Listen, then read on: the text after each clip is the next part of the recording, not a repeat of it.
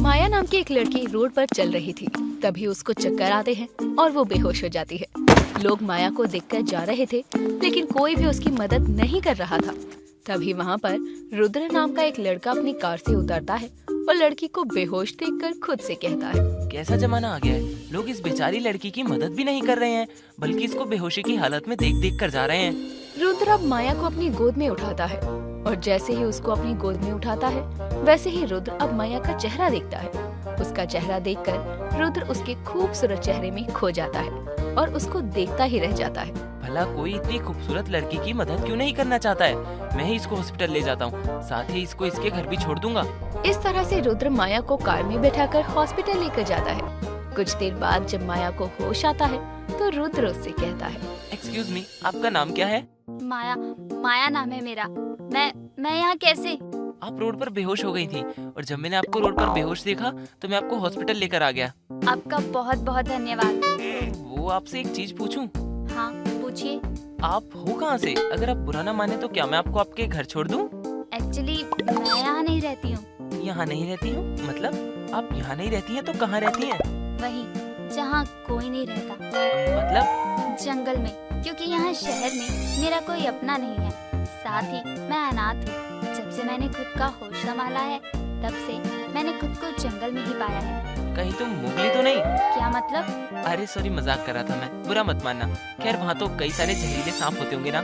मुझे अब उनके साथ रहने की आदत हो चुकी है। बड़ी अजीब लड़की है, भला सांप बिच्छू के साथ कौन रह सकता है? दोनों आपस में बातें कर ही रहे थे कि तभी वहाँ पर डॉक्टर आती है और रुद्र से कहती है, मिस्टर रुद्र, आप इनको ले जा सकते हैं, अब ये बिल्कुल ठीक है। जी डॉक्टर। इस तरह से रुद्र उसको अपनी कार में बैठाकर जंगल की तरफ ले जाता है, जहाँ वो देखता है कि जंगल काफी घना है। उस घने जंगल को देखकर रुद्र माया से कहता है, माया, ये तो बहुत ही घना जंगल है, तुम यहाँ कैसे रह सकती हो? मैं शुरू से यहीं रहती आई हूँ। इतना बोलकर माया जंगल में चली जाती है। आखिर माया इतने घने जंगल में कहाँ रहती थी, ये जानने के लिए रुद्र भी माया का पीछा करता है, लेकिन उसको वहाँ माया कहीं नजर नहीं आती। दिखती है तो बस एक बहुत बड़ी नागिन जो अपने फन फैलाए बैठी हुई थी। उस नागिन को देखकर रुद्र बहुत डर जाता है और वहाँ से भागने लगता है। भागते हुए रुद्र खुद से कहता है, हे भगवान, इतना बड़ा सांप, भला इतना बड़ा सांप भी होता है क्या? ये तो अजगर को भी फील कर रहा था। ये सांप तो मेरी हाइट से भी बड़ा है। इस भयानक जंगल में माया कैसे रहती है? रुद्र खुद से बातें करते हुए अपनी कार के पास आता है और अपनी कार में बैठकर घर चले जाता है। कुछ देर बाद रात हो जाती है और उस तरफ रुद्र अपनी नागिन के बारे में सोच ही रहा था, तो वहीं दूसरी तरफ रात के घने अंधेरे में कुछ लड़के नशे की हालत में कार चलाते हुए उसी जंगल की तरफ से होकर गुजर रहे थे जहाँ पर माया रहती है। वो लोग अपनी कार में फुल वॉल्यूम में सॉन्ग चलाकर जा रहे थे। तभी उनको एक बहुत ही खूबसूरत लड़की दिखाई पड़ती है जो कि उनसे लिफ्ट मांग रही थी। उस सुंदर लड़की को देखकर एक लड़का कहता है, भाई वो देख, वहाँ एक लड़की है, वो शायद ना हमसे ना लिफ्ट मांग रही है। चल चल वहाँ चल के उसकी मदद करते हैं। हाँ भाई चल। वो सभी अब अपनी कार को इस लड़की के सामने रोकते हैं और अपनी कार का शीशा नीचे करते हैं। लड़की को देखते हैं, लेकिन ये क्या, ये तो माया है। लेकिन माया यूँ इतनी रात में अकेली क्या कर रही है? क्यों मैडम, यहाँ इतनी रात को क्या कर रही हो तुम? तुम्हारा इंतजार। अरे वाह, क्या बात है।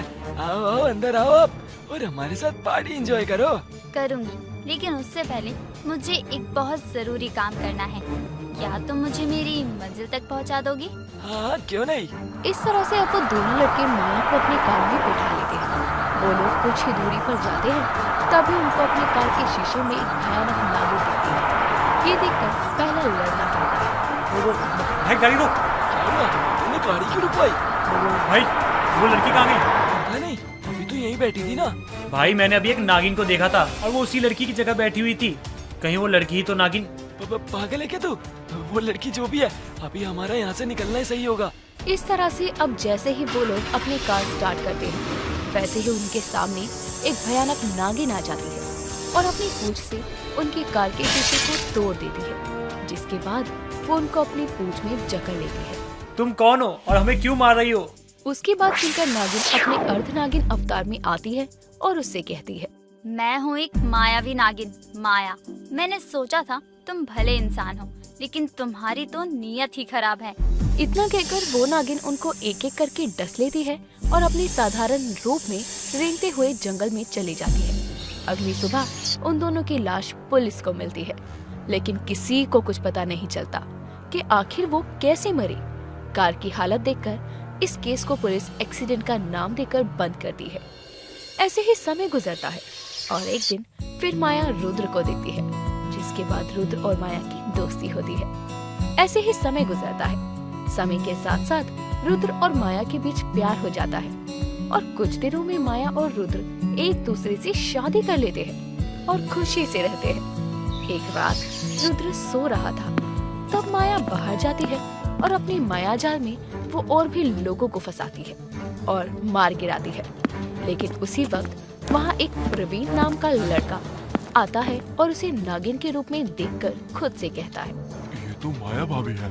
इसका मतलब ये हुआ कि माया भाभी एक इंसान नहीं बल्कि एक मायावी नागिन है। माया की नजर उस पर पड़ती उससे पहले ही प्रवीण वहाँ से चला जाता है और माया भी अब रुद्र के पास जाकर सोती है। ऐसे ही कुछ महीने गुजरते हैं और एक सुबह जब रुद्र अपने ऑफिस में जाता है, तब उसे प्रवीण मिलता है और सब सच बताता है। मैं तुम्हें बताने में डर रहा था क्योंकि वो एक नागिन है, इसीलिए। प्रवीण की बात सुनकर रुद्र के पैरों तले जमीन खिसक जाती है और वो सच का पता लगाने के लिए देर रात सोने की एक्टिंग करता है। तभी एक बार फिर माया बाहर जाती है और अपने नागिन रूप में आकर जंगल की तरफ जैसे ही जाने को होती है, तभी उसको पीछे से रुद्र आवाज लगाता है। माया रुको। रुद्र तुम? हाँ मैं। तुम एक इच्छाधारी नागिन हो। हाँ, मैं एक इच्छाधारी नागिन होने के साथ साथ एक मायावी नागिन भी हूँ। इसका मतलब जो लोग मारे जा रहे हैं उनके मरने की वजह कोई और नहीं बल्कि। हाँ, मैंने ही उन सबको मारा है अपने माया जाल में फंसाकर। पर क्यों? क्योंकि जब मैं अपने पति के साथ चांदनी रात में नृत्य कर रही थी, तभी अचानक चांद पर ग्रहण लग गया। उस ग्रहण की रोशनी को मेरे पति बर्दाश्त नहीं कर पाए। उन्होंने अपने प्राण वहीं त्याग दिए, लेकिन मैंने उस ग्रहण को अपने ऊपर ले लिया और मैं आधी काली और आधी सुनहरी नागिन बन गई। मैंने अपने पति को और खुद को ठीक करने के लिए काफी तप किए, जिसके बाद मुझे स्वयं शिव जी ने ये वरदान दिया और मेरे इस रूप को एक वरदान दिया और तब से मैं एक मायावी नागिन बन गई। तुम लोगों को क्यों मार रही हो? क्योंकि मैं एक सच्चे इंसान की तलाश में थी, जिसको मारकर मैं अपने पति को जीवित कर सकती थी। लेकिन मुझे जो भी मिला वो सब एक छिछोरे थे, इसलिए मैंने उन्हें मार दिया। जिसके बाद मुझे मिले तुम। मैंने पहले तुम्हें मारना चाहा, लेकिन मुझे तुमसे प्यार हुआ और मैंने पिछले 1 महीने से किसी को नहीं मारा। मैं ये भी जानती हूँ कि प्रवीण को मेरी असलियत के बारे में सब पता चल गया है, लेकिन मुझे उससे कोई मतलब नहीं है, क्योंकि अब मैं तुमसे प्यार करती हूँ और इसलिए मैंने अपने पति को जीवित करने का इरादा ही छोड़ दिया। आज पूर्णिमा की रात है, मेरी केचुली छोड़ने की रात, इसलिए मैं बाहर आई थी। माया की सच्चाई जानने के बाद भी रुद्र उसे नहीं छोड़ता, क्योंकि रुद्र भी माया से प्यार करता था। इसीलिए अब वो उसको उसकी सच्चाई के साथ अपनाता है और खुशी खुशी रहता है। जिस तरह पृथ्वी लोक पर सभी मनुष्य खुशी से रहते हैं, ठीक उसी तरह से नागलोक में सभी नाग नागिन अपने जीवन में खुशी से रहा करते थे और उन सभी की खुशियों को और ज्यादा खुशहाल बनाने का कार्य करते थे नागराज वासुकी। नागराज वासुकी अपनी पत्नी नागरानी शिवन्या के साथ खुशी से रहा करते, पर किसे पता था कि नागराज की ये खुशी ज्यादा दिन तक बरकरार नहीं रहने वाली। ऐसे ही एक दिन नागराज अपने कक्ष में बैठकर आराम कर रहे थे, तभी वहाँ पर शिवन्या आती है और उनसे कहती है, नागराज, आप यहाँ अकेले एकांत में बैठकर क्या कर रहे हैं? अभी जब सभा बैठी थी तब आप बाहर क्यों नहीं आए? नागरानी शिवन्या, आपको पता है आज हमें बहुत ही अकेला महसूस हो रहा है। हमें ऐसा आभास हो रहा है जैसे हमारे साथ कुछ बहुत बुरा होने वाला है। परंतु नागराज, आपको ऐसा आभास क्यों हो रहा है? वो तो हम नहीं जानते शिवन्या, पर जो भी है कुछ अच्छा नहीं लग रहा। नागराज वासुकी और नागरानी शिवन्या आपस में बातें कर रहे थे। तभी नागरानी शिवन्या की एक दासी नागरानी के कक्ष में आती है और नागरानी शिवन्या से कहती है, नागराज और नागरानी को मेरा प्रणाम। साथ ही यूँ इस तरह से कक्ष में आने के लिए क्षमा चाहूंगी, परंतु नागरानी, बाहर नाग पंडित आए हैं, कह रहे हैं उनको बहुत ही जरूरी बात करनी है नागराज और नागरानी से। आप उनको हमारे कक्ष में भेज दीजिए। नागराज वासुकी की बात सुनकर वो नागिन दासी पंडित के पास जाती है और उनसे बोलती है। पंडित जी, आपको नागराज और नागरानी ने उनके कक्ष में बुलाया है। चलिए मैं आपको वहाँ पर छोड़ देती हूँ। दासी नागिन पंडित को नागरानी और नागराज के पास छोड़ देती है और खुद वहाँ से चली जाती है। तो वहीं नाग पंडित नागराज और नागरानी के साथ बैठ जाते हैं। जी पंडित जी, कहिए, आखिर ऐसी कौन सी बात है जो आपको इतनी जल्दी में हमसे वार्तालाप करनी थी? जी नागराज, हमें बहुत ही जरूरी सूचना आपको देनी थी, क्योंकि हम नहीं चाहते कि उसकी वजह से हमारे नागलोक में किसी भी तरह की कोई घटना हो। घटना? किस तरह की घटना पंडित जी? आखिर हमें साफ साफ शब्दों में कहिए कि क्या बात है और किस वजह से हमारे नागलोक के ऊपर खतरा मंडरा रहा है। सूर्य ग्रहण। क्या? सूर्य ग्रहण? भला ये सूर्य ग्रहण क्या होता है?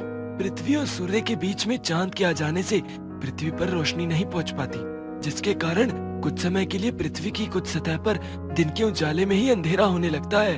अगर ये सब पृथ्वी लोक पर होता है तो फिर आप हमें यहाँ चेतावनी देने क्यों आए हैं?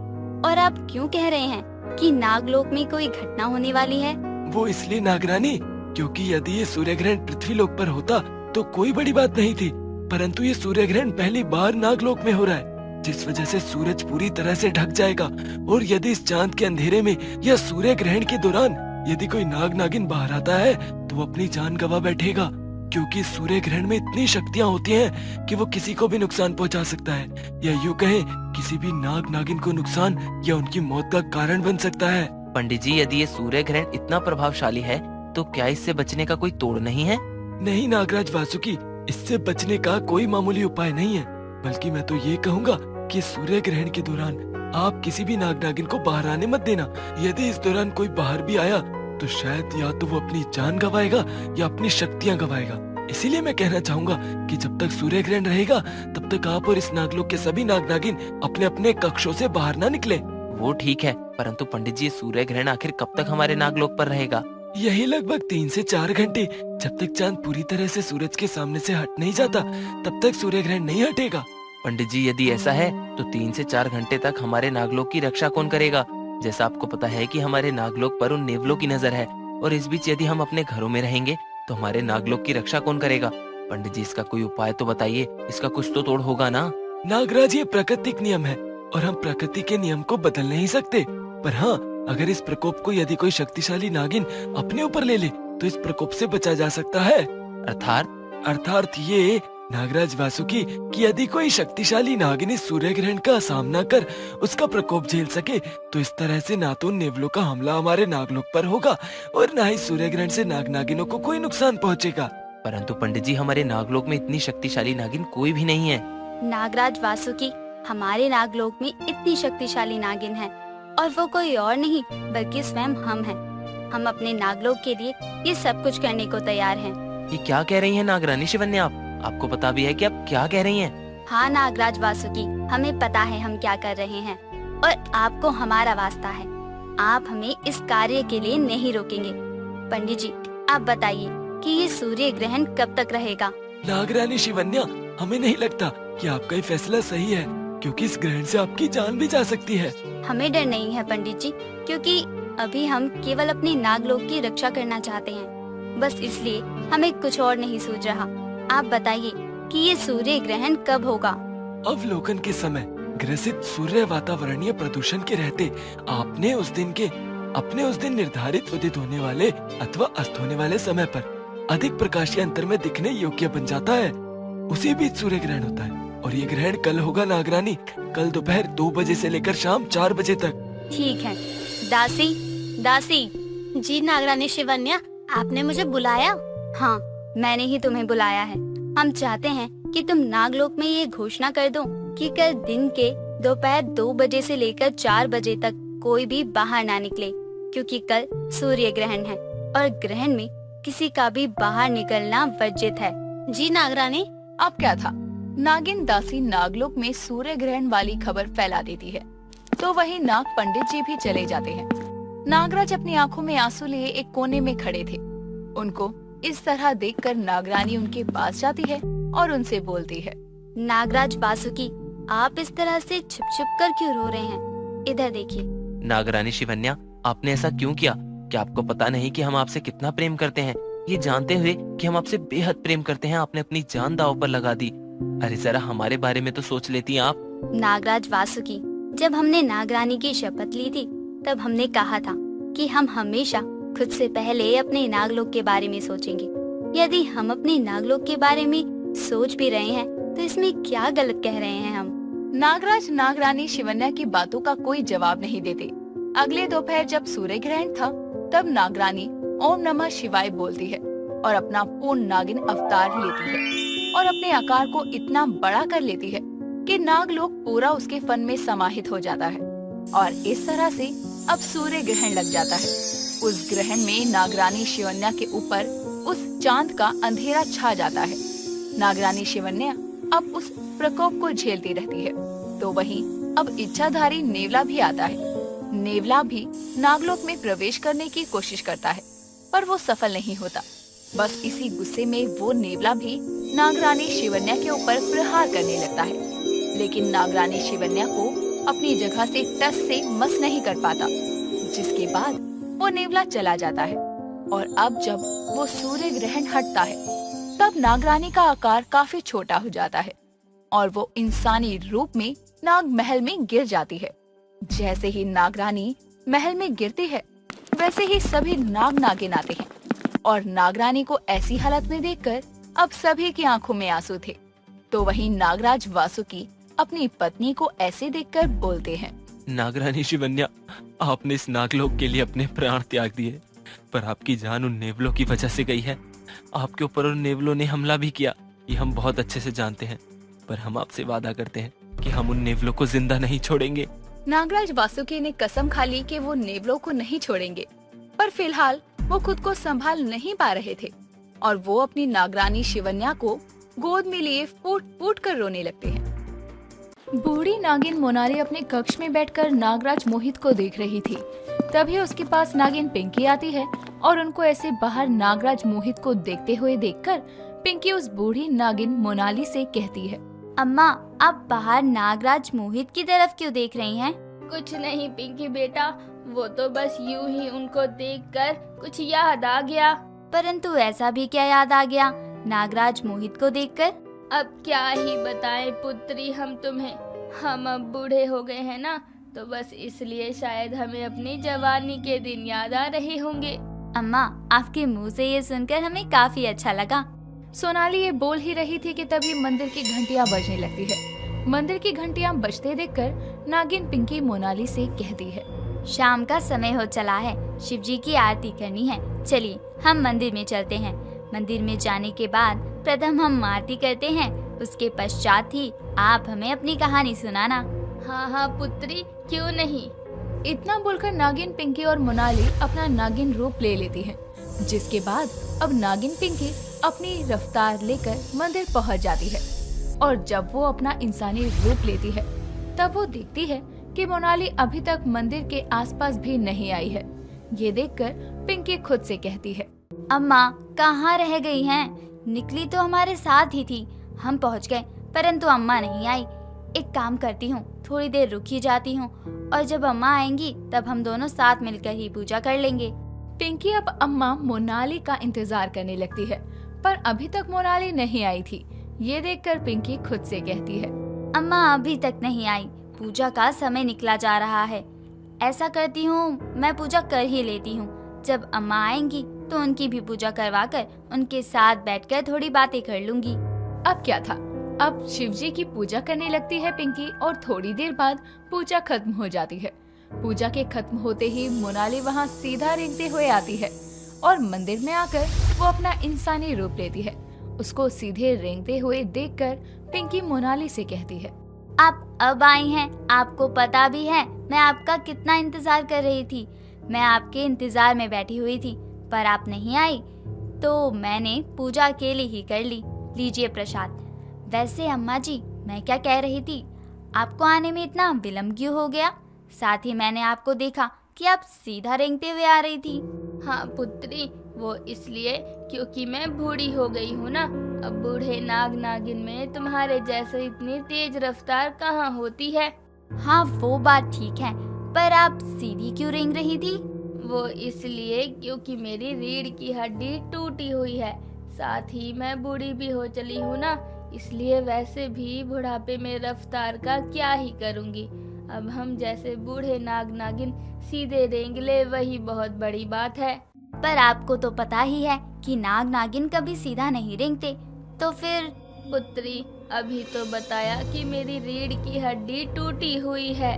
पर आपकी ये हड्डी टूटी कैसे? बाद पुत्री, मेरे किसी अपने ने ही मेरे पीठ पर खंजर खोप दिया था, और जब खंजर खोपा गया था तब मैं ना तो जीने लायक बची थी और ना ही मरने के। अगर मर जाती तो मुझे मेरे गद्दारों का पता नहीं चल पाता। जब अब जीवित रह गई तो अपनों का नाम सुनने के बाद ऐसा प्रतीत होता है कि मेरा मर जाना ही बेहतर था। पर आपके साथ ऐसा हुआ क्या था? पुत्री, हर किसी का भूतकाल होता है, बस ऐसा समझ लो कि मेरा भी एक भूतकाल है और मैं अपने भूतकाल को कभी भूल नहीं पा रही हूँ। आज से 60 वर्षों पहले की बात है। नागिन मोनाली और नागराज मोहित एक साथ वन में बैठे आपस में एक दूसरे से बातें कर रहे थे। तभी नागिन मोनाली को एक नाग नागिन का जोड़ा नजर आता है जो कि नृत्य कर रहे थे। उनको देखकर मोनाली नागराज से बोलती है, नागराज मोहित, उधर तो देखिए, वहाँ पर नाग नागिन का एक जोड़ा नृत्य कर रहा है। हमारा भी मन हो रहा है नृत्य करने का। मोनाली, हम नृत्य अवश्य करते, पर तुम तो जानती हो ना, नागराज का यूं इस तरह कभी भी नृत्य करना सही नहीं है। हाँ, हम जानते हैं, परंतु क्या आप मेरी खुशी के लिए नृत्य नहीं कर सकते? इसमें बुराई क्या है? मोनाली की ऐसी बातें सुनकर नागराज मोहित को क्रोध आ जाता है, जिसके बाद वो क्रोध में उठते हैं और मोनाली से कहते हैं, नागिन मोनाली, हमने तुम्हें कहा ना कि हमें नृत्य नहीं करना है, क्योंकि हम नागराज हैं। बस इसीलिए हम किसी भी नागिन के साथ नृत्य नहीं कर सकते हैं, समझी तुम? नागराज, आप किसी के भी साथ नृत्य थोड़ी ना करेंगे, आप तो हमारे साथ नृत्य करेंगे ना। एक मिनट, अभी आपने क्या कहा कि आप किसी के साथ भी नृत्य नहीं करना चाहते? इसका मतलब कि आप हमें अपना प्रेम नहीं बल्कि... नहीं मोनाली, हम तुम्हें अपना प्रेम ही समझते हैं, पर हमारे कहने का मतलब वो नहीं था जो तुम समझ रही हो। बस नागराज, हम समझ गए। नागराज मोनाली को कुछ बोलते उससे पहले ही मोनाली अपने पूर्ण नागिन रूप में आती है और वहाँ से चली जाती है और अपने कक्ष में बैठकर रोने लगती है। तभी उसकी बहन नागिन सलोनी उसके कक्ष के बाहर से गुजर रही थी, तो उसकी नजर मोनाली पर पड़ती है और उसे रोता हुआ देखकर सलोनी खुद से बोलती है, ये क्यों रो रही है? खैर जो भी है, मुझे इसके रोने का कारण तो जानना ही होगा। क्या पता नागराज ने इसको छोड़ दिया हो। वैसे भी मुझे ये जरा भी पसंद नहीं है, मैं इसको शुरू से नापसंद करती हूँ और अच्छा ही होगा कि ये मेरी लाइफ से हमेशा हमेशा के लिए निकल जाएगी। पर फिलहाल मुझे अभी इसके पास जाना चाहिए ताकि इसको ये ना लगे कि मैं इसको संभालने की कोशिश नहीं कर रही। सलोनी दिखावे के लिए ही सही मोनाली के पास जाती है, जिसके बाद वो अपनी बहन मोनाली से कहती है, मोनाली दीदी, क्या हुआ? आप रो क्यों रही हो? क्या बताऊं सलोनी, तुम्हें पता है नागराज मुझे अपना नहीं मानते। वो तुम्हें कभी अपना मान भी नहीं सकते, क्योंकि वो तो मुझसे प्रेम करते हैं। वो मुझसे ही विवाह रचाएंगे। ऐसा नहीं है दीदी। नहीं सलोनी, तुम मानो या ना मानो, पर मुझे पता है कि वो मुझसे प्रेम नहीं करते हैं। क्या दीदी, आप भी ना कुछ भी सोचती रहती हो। चलो अब रोना धोना बंद करो और चलकर मेरे साथ खाना खा लो। सलोनी की बात सुनकर अब मोनाली उसके साथ खाना खाने के लिए जाती है। ऐसे ही समय गुजरता है और समय के साथ मोनाली अपने नागराज को भी बेहद याद करने लगती है। ऐसे ही एक दिन नागिन मोनाली किसी काम से बाहर जाती है। उसको बाहर जाते देखकर नागराज मोहित उसके महल में जाते हैं और मोनाली को घर पर ना देखकर सलोनी को गले से लगाते हैं। तो वहीं दूसरी तरफ मोनाली किसी काम से दोबारा अपने महल आती है, जहां वो नागराज और सलोनी को एक साथ देखकर हैरान थी। पर उस समय वो किसी से कुछ नहीं बोलती और चुपचाप अपना नागिन रूप लेकर एक साइड में छुप जाती है और उनकी बातें सुनने लगती है। सलोनी, चलो चलकर हम विवाह कर लें। मुझसे अब और ये नाटक बर्दाश्त नहीं होता। ये कैसी बात कर रहे हैं नागराज आप? हम अभी विवाह नहीं कर सकते, क्योंकि जब तक वो आपसे नफरत कर किसी दूसरे नाग से विवाह न कर ले, तब तक हम विवाह नहीं कर सकते। हम उसकी नजरों में बुरी नागिन नहीं बनना चाहते, इसलिए अभी हमें थोड़ा समय रुकना पड़ेगा। पर सलोनी, आप तो जानती है ना कि हम आपसे बेहद प्रेम करते हैं। जी नागराज, हम जानते हैं, परंतु आप भी हमारी बात को समझने की कोशिश कीजिए। वो दोनों आपस में बातें कर रहे थे कि तभी नागिन मोनाली अपने इंसानी रूप को लेती है और तालियां बजाते हुए नागराज और सलोनी को रंगे हाथ पकड़कर उनसे कहती है, वाह नागराज मोहित, क्या खेल खेला है तुम दोनों ने मेरे साथ। तुमने क्यों किया ऐसा सलोनी? तुम्हें क्या लगा कि मुझे तुम्हारे बारे में कुछ पता नहीं चलेगा? पर अफसोस की बात यह है कि मुझे सब कुछ पता चल चुका है। नहीं दीदी, मुझे माफ कर दो, पर पता नहीं कैसे हमें नागराज से प्रेम हो गया। हम उनको नहीं खोना चाहते थे, साथ ही हम तुम्हें भी नहीं खोना चाहते थे। और कितने झूठ बोलोगी सलोनी? मैंने खुद अपने कानों से तुम दोनों की बातें सुनी है। तुम दोनों का धोखा याद रहेगा मुझे। नागराज, अगर ये बात बाहर फैल गई तो हर किसी का विश्वास आपसे उठ जाएगा और शायद आप अपनी गद्दी से भी हाथ धो बैठेंगे। और यदि आप दोनों एक दूसरे से प्रेम करते थे तो एक बार मुझे बता देते, मैं खुद ही हट जाती। इतना बोलते ही मोनाली नीचे बैठ जाती है और फूट फूट कर रोने लगती है। मोनाली, सच कहें हम तुमसे ही प्रेम करते थे, परंतु जब हमने तुम्हारी बहन को देखा तो हमारा मन विचलित हो गया और नागराज, हमें अकेला छोड़ दो। नागराज और मोनाली आपस में बातें कर ही रहे थे। तभी सलोनी अपने हाथों में एक खंजर लेकर आती है और मोनाली की रीढ़ की हड्डी पर वार कर देती है। बहुत ड्रामा कर लिया तुमने। मैं तुम्हें अपने रास्ते से कब से हटाने की कोशिश कर रही थी, परंतु तुम एक नंबर की ढीठ किस्म की नागिन थी, मेरी जिंदगी से जा ही नहीं रही थी। नागराज जी, चलिए अब। सलोनी नागराज के साथ चली जाती है तो वहीं अब मोनाली के ऊपर एक रोशनी आती है और मोनाली वहां से गायब हो जाती है। नागराज ने तो आपको धोखा दिया, आपने उनको सबक क्यों नहीं सिखाया? वो प्यार ही कैसा जिसमें लोग अपने साथी को खुश ना देख सके। पर आखिर आप उस रोशनी के जरिए गई कहाँ थी? मेरा इलाज स्वयं भोलेनाथ ने किया था। मैं जीवित तो रह गई पर मेरी रीढ़ की हड्डी ठीक नहीं हो सकी और तब से हम सीधा ही रेंगते हैं। मेरे प्रेम ने मुझे धोखा दिया था, बस इसलिए मैंने आजीवन अकेले रहने का प्रण ले लिया। उसकी कहानी सुनने के बाद पिंकी मोनाली के सामने हाथ जोड़ती है और कहती है, आपके प्रेम को शत शत नमन अम्मा। मोनाली का प्रेम देखकर ये साबित हो गया कि मोनाली का प्रेम निस्वार्थ था। कहानी है दो नागिनों की जिनको अपने नागलोक के फल खाने और जहर पीने का जरा भी मन नहीं था। बस इसीलिए वो कुछ अच्छे की तलाश में पृथ्वीलोक पर जाने की सोचती है, पर पृथ्वीलोक पर जाने की हर किसी को अनुमति नहीं थी। लेकिन फिर भी वो दोनों नागिनें वहां जाने की जिद करती है, क्योंकि दोनों नागिनें पृथ्वीलोक पर जा पाएंगी और क्या उन्हें कुछ अच्छा मिलेगा। आइए जानते हैं इस कहानी में। नागलोक में नागिन समीक्षा अपनी सखी नमिता के साथ बैठकर वार्तालाप कर रही थी। दोपहर का सूरज सर पर था। तभी समीक्षा के पेट में गुड़गुड़ शुरू हो जाती है। सूरज और अपने पेट के गुड़गुड़ के चलते समीक्षा अपनी सखी से बोलती है, नमिता देखो ना, दोपहर का सूरज अपना प्रकाश दे रहा है और सत्य कहें तो हमारे पेट में भी बहुत ही गुड़गुड़ हो रही है। यदि तुम्हारे पेट में गुड़गुड़ हो रही है तो कुछ खा लो। नमिता, नागलोक के फल और जहर पीकर ना हमारा मन भर गया है। हमारा मन पृथ्वीलोक पर जाने को विचलित हो रहा है। वहाँ के तरह तरह के व्यंजन खाने का भी मन कर रहा है। और तुम्हें पता है, हमने तो ये भी सुना है कि पृथ्वीलोक पर 56 भोग होते हैं जिन्हें खाकर हमें संतुष्टि हो जाएगी। समीक्षा, सुना तो हमने भी है और पृथ्वीलोक पर जाने का मन हमारा भी कर रहा है। परंतु समीक्षा, हम पृथ्वीलोक पर यूं ही नहीं जा सकते हैं। तुम जानती हो ना कि हमें पृथ्वीलोक पर जाने के लिए पहले नागलोक के नागराज यानी तुम्हारे पिता से आज्ञा लेनी पड़ेगी। यदि उन्होंने हाँ कहा तो ही हम पृथ्वीलोक जा सकते हैं। हे भगवान, तुम पिताजी की चिंता क्यों लेती हो? हम है ना, पिताजी को मनाने के लिए। बस तुम मेरे साथ चलने को तैयार हो जाओ। समीक्षा की बात सुनकर नमिता धरती पर जाने के लिए राजी हो जाती है, जिसके बाद समीक्षा अपने पिता से परमिशन लेकर पृथ्वीलोक पर एक इंसानी रूप धारण करके चली जाती है, जहां वो देखते हैं कि पास में ही एक बाजार लगा हुआ है।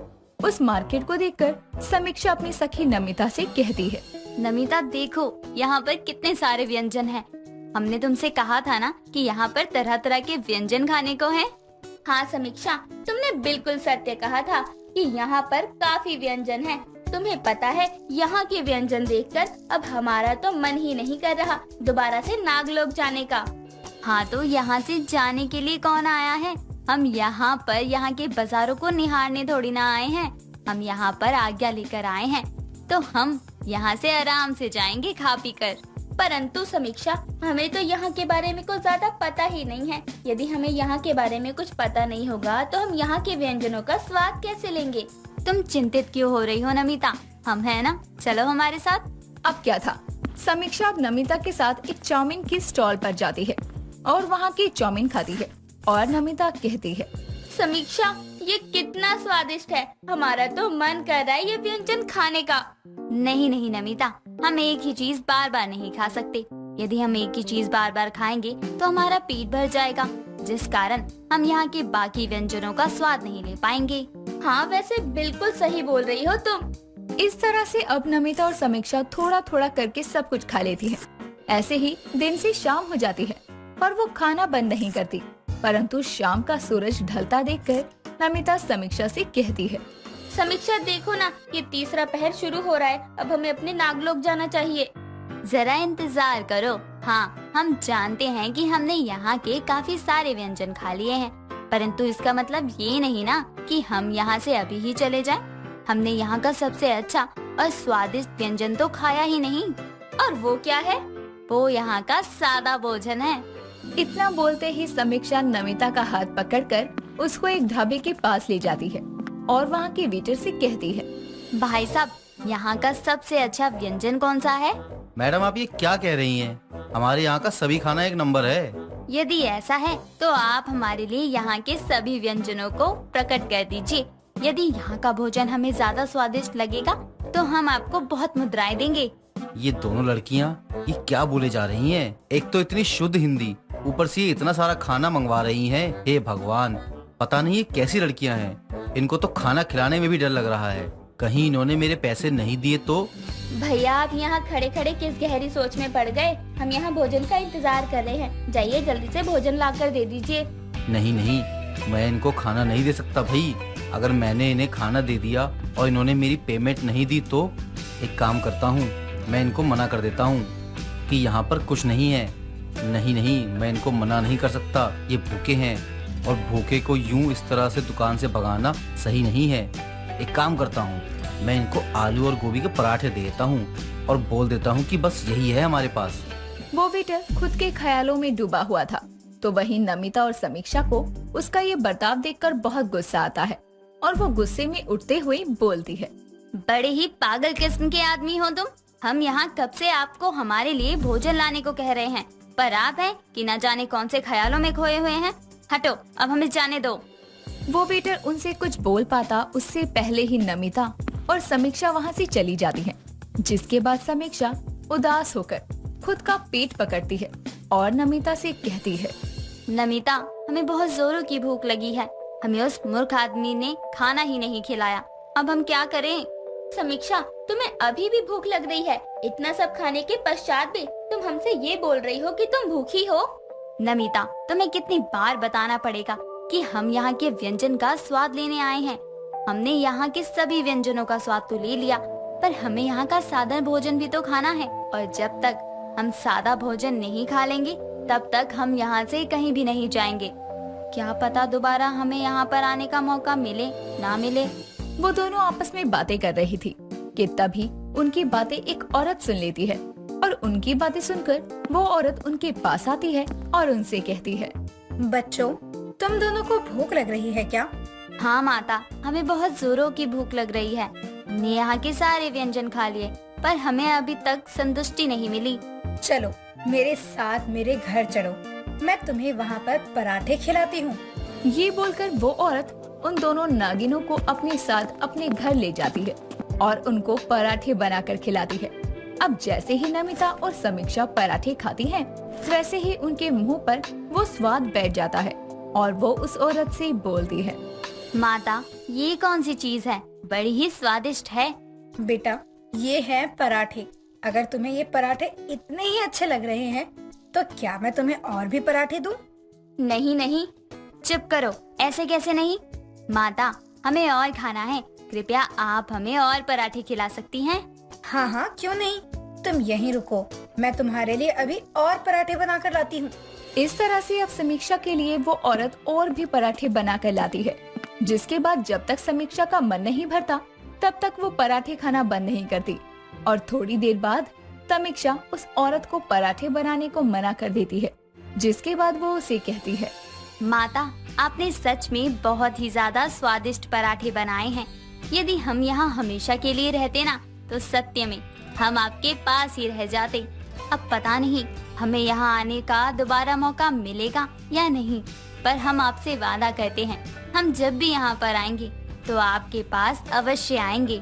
यहाँ पर रहते मतलब तुम यहाँ से नहीं हो?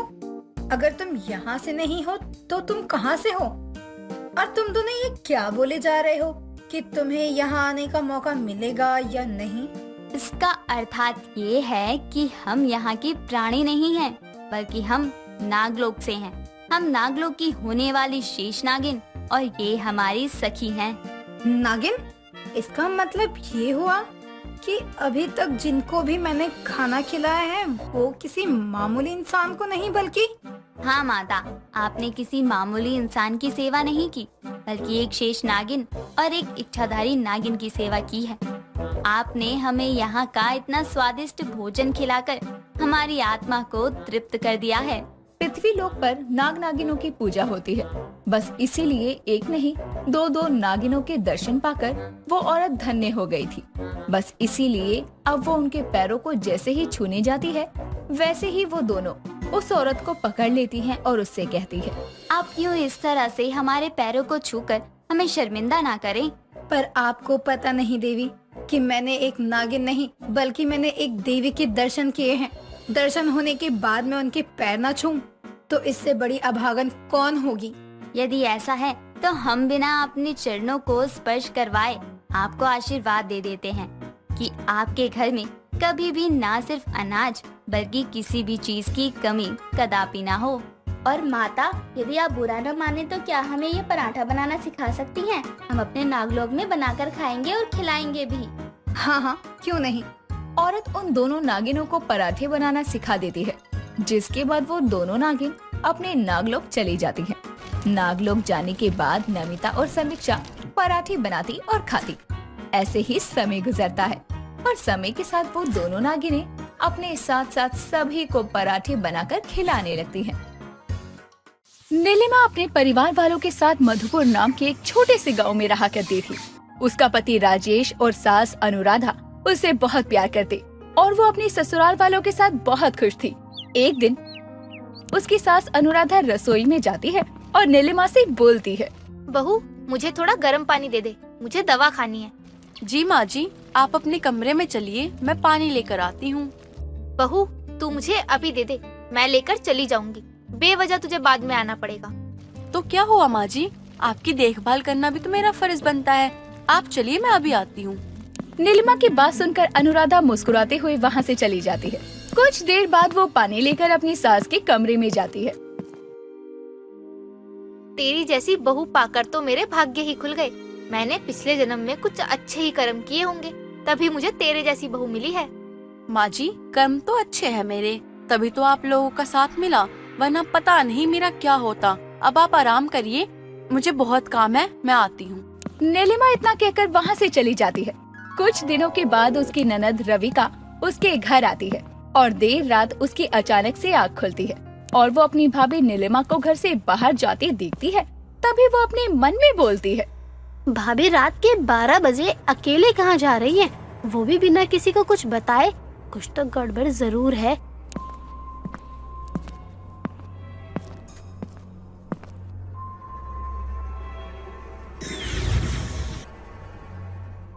हे भगवान, मेरी भाभी एक नागिन है, ये कोई इंसान नहीं नागिन है। ये बात मुझे अपने परिवार वालों को बतानी होगी। इससे पहले कि ये मेरे परिवार वालों की जान का खतरा बने, मुझे इसकी सच्चाई सबको बतानी होगी। रविका इतना कहकर जैसे ही दबे पांव वहाँ से जाने की कोशिश करती है, तभी वो एक पत्थर से टकरा जाती है और गिरकर बेहोश हो जाती है। और किसी के होने की आहट पाकर नीलिमा वहाँ आती है और अपनी ननद को बेहोश देखकर परेशान हो जाती है।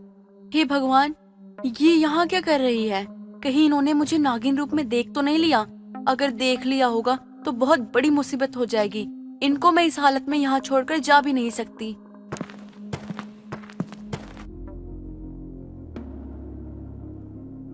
बहू, ये रविका को क्या हो गया? ये कुछ बोल क्यों नहीं रही? हे भगवान, अब मैं माँ जी को कैसे बताऊं कि ननद जी को असली रूप के बारे में पता चल गया है। बोल बहू, तो चुप क्यों है? माँ जी, मुझे नहीं पता। मुझे तो ये बाहर बेहोश मिली, इसलिए मैं इन्हें अंदर ले आई। दोनों रविका को उसके कमरे में लेकर जाते हैं और जल्दी से गांव के वैद्य को बुलाते हैं और उसका इलाज करवाते हैं। कुछ ही देर बाद रविका को होश आता है और वो नीलिमा को देखकर बहुत डर जाती है और इशारे करने लगती है। तभी उसके मुंह से आवाज नहीं निकलती। वैद्य जी, मेरी बेटी कुछ कहना चाहती है लेकिन बोल क्यों नहीं पा रही? क्या हो गया इसे? इनको किसी चीज का गहरा सदमा लगा है, जिसके कारण इनकी आवाज चली गई।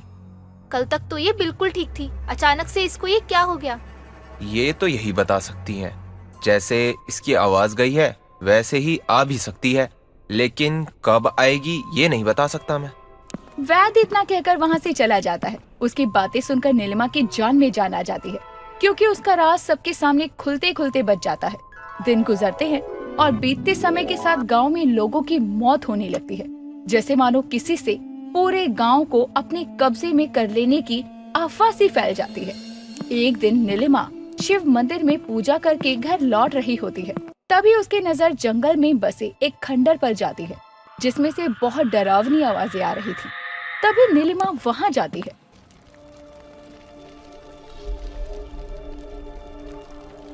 तुम जिंदा हो? हाँ, मैं जिंदा हूँ।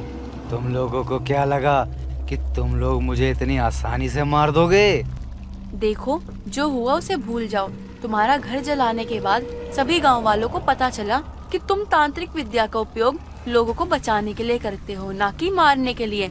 लेकिन तब तक तो बहुत देर हो चुकी थी, इसलिए तुम गांव वालों को माफ कर दो। तुम लोगों की एक गलत फहमी की वजह से मेरे परिवार वालों की जान चली गई। मेरा बच्चा, मेरी पत्नी, सब कुछ उस आग में जल गए। सिर्फ मैं बच गया। शायद भगवान ने मेरी जान इसलिए बख्श दी ताकि मैं सभी गांव वालों से अपने साथ हुए नाइंसाफी का बदला ले सकूं। देखो, मैं तुम्हें प्यार से समझा रही हूँ, इस गांव को छोड़कर शांति से चले जाओ, वरना अंजाम अच्छा नहीं होगा। मैं यहाँ से जाऊँगा, जरूर जाऊँगा, लेकिन इस गांव को शमशान बना के। नज़ारा तो तुम देख ही रही होगी।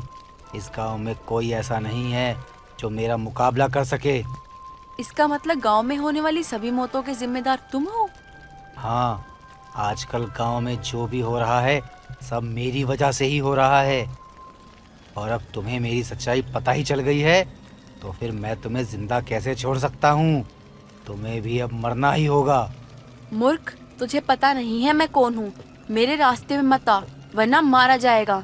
जरा अपनी बुद्धि लगा और सोच, जब गलत होने के शक के कारण गांव वालों ने तुझे मार दिया, जिस दिन उन्हें पता चलेगा कि उनके साथियों को मारने वाला तू है, तो सोच तेरा क्या करेंगे वो लोग। गांव वालों को ये सब कौन बताएगा कि उनके ऊपर काली शक्तियों का साया है, और उन पर काली शक्तियों का प्रयोग करने वाला कोई और नहीं बल्कि उन्हीं के गांव का एक आदमी है। मैं बताऊंगी उन्हें सब, और तुम्हें तुम्हारी सही जगह पहुंचाऊंगी। अच्छा, लेकिन कैसे? नीलिमा क्रोधित होकर अपने नागिन रूप को धारण करने ही वाली थी कि तभी तांत्रिक बोलता है। कुछ भी करने से पहले एक बार अपना सर उठाकर ऊपर तो देखो।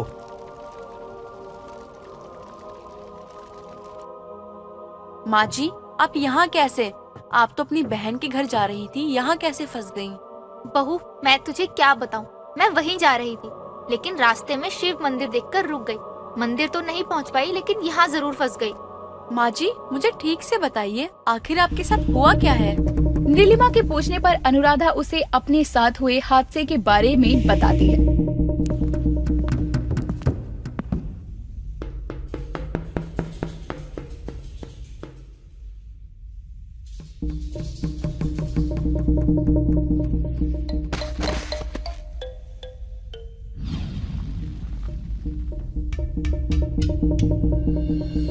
अनुराधा की बात सुनकर नीलिमा सोच में पड़ जाती है। ये तांत्रिक तो बहुत चतुर है, और माँ जी के सामने मैं अपने असली रूप में भी नहीं आ सकती। वरना मेरा राज खुल जाएगा कि मैं एक नागिन हूँ। अब मैं माँ जी की जान कैसे बचाऊं? बहू, मुझे इस तांत्रिक से बचा ले, ये मुझे मार डालेगा। देख इसने मेरे साथ क्या किया, ये मुझे बहुत तकलीफ दे रहा है। माँ जी आप चिंता मत करिए, मैं आपको कुछ नहीं होने दूंगी। ए तांत्रिक, मेरी सास को छोड़ दे, वरना अंजाम बहुत बुरा होगा। तू एक मामूली सी औरत और मेरा क्या बिगाड़ पाएगी? अपने परिवार को मुसीबत में देखकर भी तेरी अकड़ कम नहीं हो रही है। तेरी और तेरे परिवार वालों की भलाई इसी में है कि तू अपना मुंह बंद रख। अगर तूने किसी को कुछ भी बताया या कुछ भी बताने का सोचा तो पहले तेरा परिवार मरेगा, उसके बाद तेरा पूरा गांव। नहीं नहीं, तुम ऐसा कुछ मत करना, तुम जो बोलोगे मैं वही करूँगी। तुझे मेरा एक काम करना होगा। गांव के एक एक आदमी का कुछ ना कुछ सामान लाकर मुझे दे। अगर तूने मेरा ये काम कर दिया तो मैं तेरे परिवार की जान बख्श दूंगा। मैं इतनी स्वार्थी कैसे हो सकती हूँ? अपने परिवार वालों की जान बचाने के लिए मैं इतने सारे निर्दोष लोगों की जान दांव पे कैसे लगा दूं? अब वो तुझे देखना है कि तुझे गांव वालों की जान बचानी है या फिर अपने परिवार की। मेरा ये काम कल शाम तक हो जाना चाहिए। अगर कल शाम तक तू वापस नहीं आई तो मैं तेरी सास को मार डालूंगा। नीलिमा अपने घर आ जाती है और रात भर बैठकर सोचती रहती है कि वो क्या करे जिससे गांव वालों की भी जान बच जाए और उसके परिवार वालों की भी। अगले दिन सुबह किसी आदमी के रोने की आवाज सुनाई देती है। नीलिमा घर से बाहर जाती है तो देखती है वैद अपने पोते की लाश को गोद में लेकर बैठकर रो रहा होता है। वैद जी, क्या हुआ आपके पोते को? कल तक तो ठीक था। पता नहीं बहू, कल रात मेरे साथ सोया था। जब मैंने सुबह उठकर देखा तो इसके शरीर पर कीलों के धंसने के निशान थे और ये मर चुका था। इसके शरीर के ये निशान देखकर मुझे लग रहा है इस पे किसी ने जादू टोना करा है। आप सही कह रहे हो वैद जी। आपको मैं कैसे बताऊं कि सिर्फ आपका पोता ही नहीं बल्कि पूरा गांव काली शक्तियों की चपेट में है। अपने गांव का बुरा हाल देखकर नीलिमा से चुप नहीं रहा जाता। वो तांत्रिक की बातों को न मानने का फैसला करती है और गांव वालों का सामान लिए बिना ही वो तांत्रिक के खंडर में जाती है। उसे देखते ही वो बोलता है, कहाँ है गांव वालों का सामान? मैं कुछ लेकर नहीं आई हूँ और न ही लेकर आऊंगी। तुम जो गांव वालों के साथ कर रहे हो वो बिल्कुल सही नहीं है। ठीक है, तो फिर शुरुआत मैं तुम्हारे ही घर से करता हूँ। तांत्रिक इतना कहकर अपनी काली शक्तियों के मंत्रों को पढ़ना शुरू करता है और अनुराधा पर वार करने वाला होता है। तभी नीलिमा अपने नागिन अवतार को लेकर अपनी फन फैलाकर तांत्रिक के सामने आकर खड़ी हो जाती है। कुछ पल के लिए तांत्रिक के होश उड़ जाते हैं। जहाँ एक तरफ नागिन अपनी शक्तियों का इस्तेमाल करके तांत्रिक को हराने लगी, वहीं दूसरी तरफ तांत्रिक नागिन पर अपनी काली शक्तियों का वार कर रहा था। दोनों के दमदार युद्ध के बाद आखिर में नागिन तांत्रिक को डसकर मौत के घाट उतार देती है और अपने परिवार के साथ साथ सभी गांव वालों की भी जान बचा लेती है।